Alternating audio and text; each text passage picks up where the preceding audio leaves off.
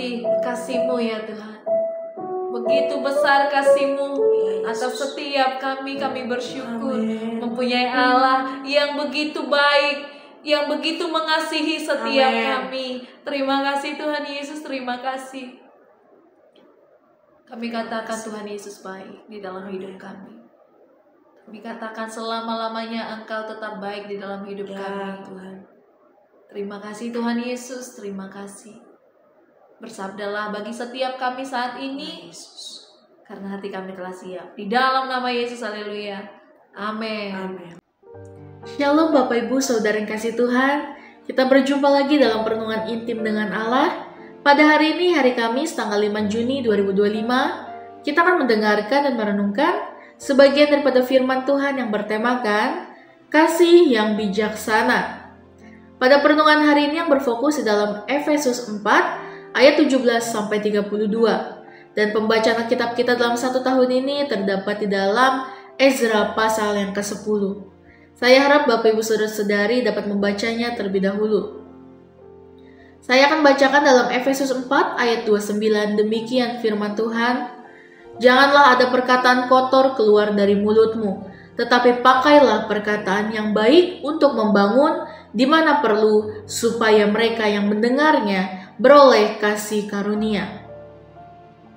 Keluarga ilahi dengan Kristus sebagai pusatnya adalah keluarga yang mendalami, yang meneladani karakter Kristus, termasuk dalam hal berbicara.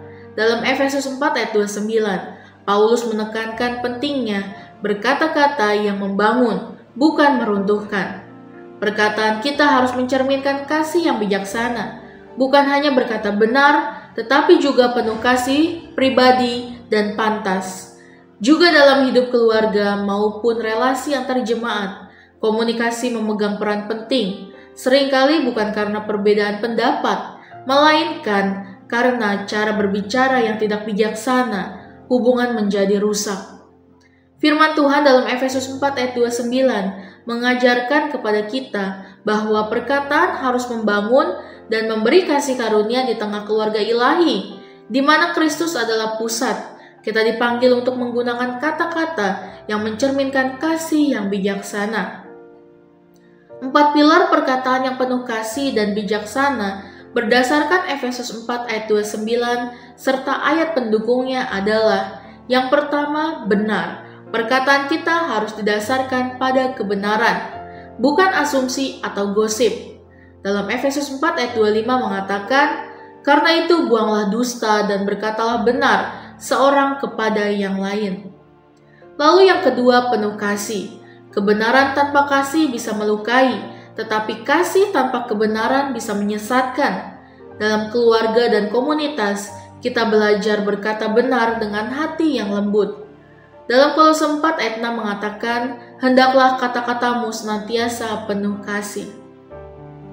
Lalu yang ketiga, bersifat pribadi dan relevan. Perkataan yang bijak disampaikan pada orang yang tepat dan di waktu yang tepat, bukan dengan cara menyindir di depan umum. Dalam Amsal 25 ayat 11 mengatakan, perkataan yang diucapkan tepat pada waktunya adalah seperti buah apel emas di pinggan perak.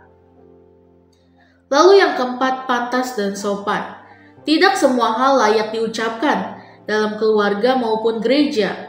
Kesopanan dan penghormatan dalam kata-kata mencerminkan Kristus di dalam hati kita. Dalam Efesus 5 ayat 4 mengatakan, hindarilah kata-kata kotor, omong kosong, dan lelucon cabul. Contoh dalam kasih yang bijaksana dalam keluarga dan relasi. Seperti dalam keluarga, ketika seorang anak melakukan kesalahan, orang tua menegur dengan lembut. Nak, mama tahu kamu sedang belajar. Kesalahan ini bisa kita perbaiki bersama. Seperti dalam pelayanan gereja, jika terjadi miskomunikasi antar sesama pelayan, alangkah eloknya apabila ada yang memulai dengan perkataan ini. Saya merasa terganggu, tapi saya ingin bicara langsung denganmu karena saya menghargai hubungan kita sebagai saudara dalam Kristus. Langkah praktis untuk membangun kasih yang bijaksana sebagai berikut. Yang pertama, berdoa bersama sebagai keluarga atau kelompok agar Tuhan memberikan hati yang baru dan lidah yang terkendali oleh Roh Kudus, dalam Yehezkiel 36 ayat 26. Lalu yang kedua, latih komunikasi terbuka, jujur, dan saling mendengar. Yang ketiga, buat komitmen untuk tidak menggunakan kata-kata kasar atau menyindir di rumah maupun dalam pelayanan. Lalu yang keempat, saling mengingatkan dengan kasih jika ada kata-kata yang menyakiti.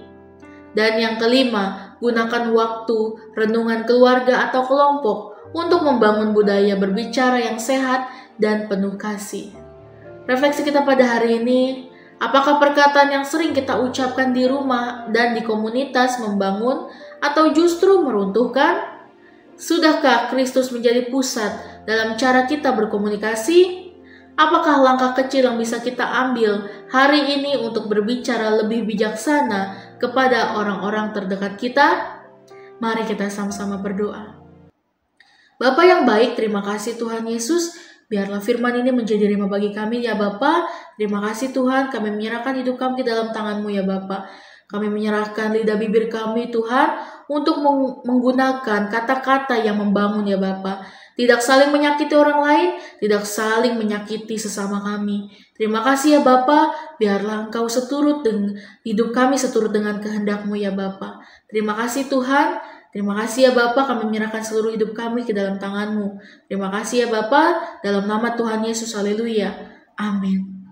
Salam sejahtera bagi kita semua. Shalom.